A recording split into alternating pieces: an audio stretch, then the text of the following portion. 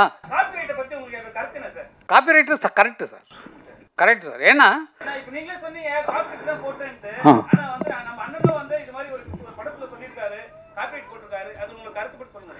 காப்பிரைட்ஸுங்கிறது வந்து வேர்ல்டு ரூலில் தான் நாங்கள் ஃபாலோ பண்ணுறோமே தவிர இந்தியன் ரூலில் கொண்டு வந்தாச்சு. அதை London legal office main office இருக்குது.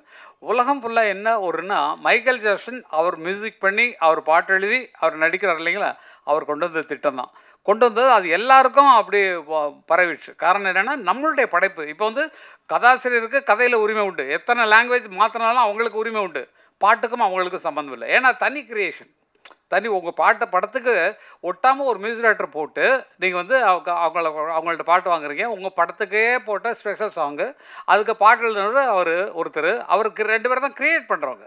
அதுக்கப்புறம் தான் அடுத்த கூலிக்காரங்களாக வர்றது பிளேபேக் சிங்கர்ஸ் வருவாங்க. அவங்களுக்கு பணம் கொடுக்குறோம், அவங்க வந்து பாடுறாங்க. முதல்ல இருந்த எங்களுக்கு சரஸ்வதி ஸ்டோர்ஸில் உள்ள கான்ட்ராக்ட் இருந்தோம், எங்களுக்கு தெரியாது. அவங்க வந்து பூஜை அன்னைக்கு வந்து ஒரு 10,000 ரூபா அட்வான்ஸ் கொடுப்பாங்க. இன்றைக்கு வரைக்கும் தெரியாது. எங்கள் அன்னக்கிளி படம் அவ்வளவு சேலாக இருக்குது, பத்திரகாளிலாம் அவ்வளோ சேலாக இருக்குது. அந்த ரெக்கார்டுக்கு 1 பைசா எங்களுக்கு வரல. அதுக்கப்புறம் தான் அண்ணா என்ன பண்ணாங்கன்னா, ஃபஸ்ட்டு கான்ட்ராக்ட் போடும்போது மியூசிக் கான்ட்ராக்டை அவர் வாங்கிடுவார். தட் இஸ் பணத்தை எவ்வளோ நாள் கம்மி பண்ணிக்கோ, எனக்கு இந்த மியூசிக் ரைட்ஸ் எங்கிட்ட தான் இருக்கும் லைஃப் லாங். ஏன்னா எங்கள் அண்ணனோட லைப்ரரியில் அது வந்துடும், என்னோடய பாட்டுகள் எல்லாமே அது வந்துடும். அப்போது ஒரு தடவை கச்சேரியில் நான் சொல்லி திட்டினதுக்கப்புறம் தான் கச்சேரி ஆட்களை ஃப்ரீயாக பாட சொன்னார்.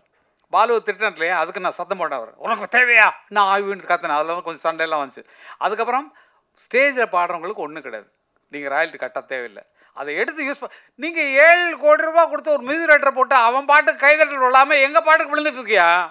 நீ பொட்டு வச்ச தங்க கோடம் ஊருக்கு நீ மகுடம் போட்டோம். அந்த பாட்டை போட்டு நீங்கள் ஆண்டிங்கன்னு அர்த்தம். சொர்க்கமே என்றாலும் அது நம்மூரை போல வருமா? 7 கோடி ரூபா கொடுத்தவன் பாட்டு கிட்டாவில்ல, எங்கள் பாட்டை போட்டவொடனே கைதட்டல் வருது.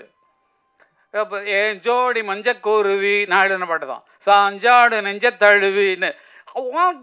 மியூசிக் போட்டவன்ல ஓன் பாட்டு கிட்டாவில்லையா? எங்கள் பாட்டு போட்டவொடனே ஆளுக்கு கைதட்டான், உச்சில் அடிக்கிறான், டான்ஸ் ஆடுறான். அப்போ அதுக்கு கூலி எங்களுக்கு வரணும் இல்லை? எங்கள் பேர் போடாமல் தானே எங்கள் மியூசிக் டைரக்டருக்கு பணம் கொடுத்து அவ்வளோ கொடுத்து அவங்கள்ட்ட வாங்க முடியாது தானே எங்கள் பாட்டை போடுறீங்க. அப்போ எங்களுக்கு அதில் பங்கு உண்டு இல்லை? எங்களுக்கு கொடுத்துருக்கணும் இல்லை? எங்கள்கிட்ட பெர்மிஷன் வாங்க, பெர்மிஷன் கேட்டால் ஃப்ரீ அண்ணன் கொடுத்துருவார். இப்போ கேட்காம போடுறதுனா அவருக்கு கோவம் வர்றது காரணம். எங்கிட்ட கேட்கல, எங்கிட்ட பெர்மிஷன் வாங்கலை அப்படின்னு சொல்லி சண்டை போடுறது காரணம் பணத்தை ஆசை இல்லை சார், கொட்டி கிடக்கு சார். பல பேர் நினைக்கிறீங்க. ஆனால் வந்து இந்த ரூலுங்கிறது விதிப்படி நம்ம போயே ஆகணும். விதி எவ்வளோ உருவாக்குனாலும் இப்போ இவங்க கதையை வந்து வேறு லாங்குவேஜில் போட்டாங்கன்னா இவங்க எவ்வளோ வேணாலும் கிளைம் பண்ணலாம். என்னோடய சீன்ஸ் இவ்வளோ, அதாவது எங்களுக்கு 40 செகண்ட்ஸ்னு வச்சுக்கலாம், அதெல்லாம் ரூல்லாம் சொன்னால் உங்களுக்கு புரியாது. அந்த மாதிரி அவங்க கதையின் மெயின் கதையை எடுத்து வேறு கதை பண்ணாலும் இது நம்ம கதையில் கூப்பிட்றாவன அப்படின்னு சொல்லி கூப்பிட்டு நம்ம வாங்கிக்கிறதுக்கெல்லாம் ரைட்ஸ் உண்டு. எவன் உருவாக்குனானோ அவனுக்கு அதில் பங்கு உண்டு. அந்த மாதிரி தான் அந்த ராயல்ட்டிங்கிற விவகாரம் போயிட்டுருக்கு. அது இனிமேல் பிரச்சனையே வேண்டாம். ஏன்னா பாருங்கள், எந்த படத்துக்குமே வராது. ஏன்னா எங்களுக்கு தெரியல, நம்மகிட்ட பெர்மிஷன் கேட்காம போட்டிருக்கானே அப்படிங்கும்போது தான் உங்களுக்கு வருது. அஜித் படம் அதெல்லாம் ஒன்றும் இல்லை, எங்கள் பாட்டு அவ்வளோதான். ஒன் மியூசிக் டைரக்டரால் போட முடியல, எங்கள் பாட்டு தான் உனக்கு ஜெயிக்க வைக்குது அப்படிங்கிற சந்தோஷத்தோடு இருப்போம் நாங்கள். அது கேட்டுருந்தா இன்னும் சந்தோஷமாக கொடுத்துருவோம். கேட்கலங்கிறனால தான் கொஸ்டின்.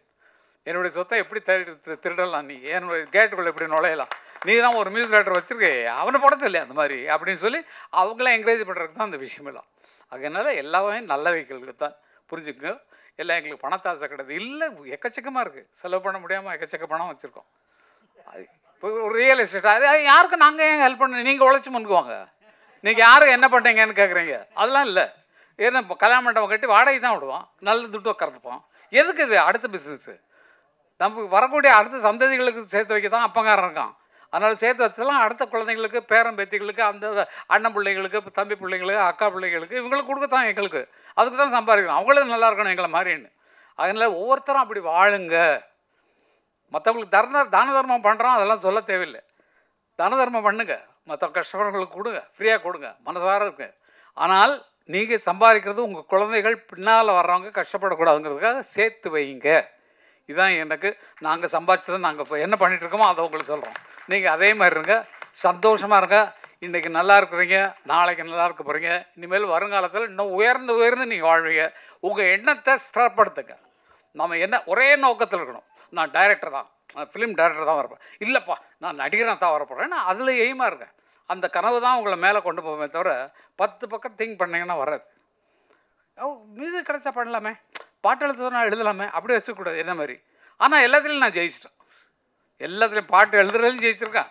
எல்லா பாட்டும் என்ன பாட்டெல்லாம் சொன்னேன்னா அது எக்கச்சக்கமாக இருக்குது. அந்த மாதிரி அதுலேயும் ஜெயிச்சிருக்கேன். மியூசிக் டைரக்ஷனில் 168 படம் பண்ணிருக்கேன். அது 2000 பாட்டு வரைக்கும் எழுதியிருக்கிறேன் நிறையா. எல்லாத்துலேயும் ஜெயிச்சது கடவுளுடைய செயல். என் நோக்கம் வந்து எந்த வேலை கிடைச்சா, இப்போ நீங்கள் ஒரு வேலைக்கு விட்டீங்கன்னா நான் வந்துடுவேன். நான் அந்த மாதிரி வேலை வேணும். அதனால் அந்த மாதிரி வளர்ந்தவங்க நாங்கள். நீங்களும் உங்கள் மனசையும் மாற்றிக்கொண்டு நல்லவைகளே நிலைங்க, நல்ல இது நோக்கியே பயணப்படுங்கள். நடக்கிறது எல்லாமே நல்லா நடக்கும். உங்கள் ஐடியா பிரமாதமாக இருக்குது. நான் சொன்னதை மனசில் ஏற்றுக்கொண்டு டைரக்டர் சென்னையிலேருந்து டைரக்டர் பிடிங்க, எல்லாம் உங்களுக்கு ஃப்ரீயாக பண்ணி தரதுக்கு நாங்கள் இருக்கோம். எல்லாம் பார்த்துக்கலாம், சீக்கிரமாக பண்ணலாம். Thank you sir. நன்றி நன்றி, எல்லாருக்கும் நன்றிங்க, ரொம்ப நன்றி நன்றி.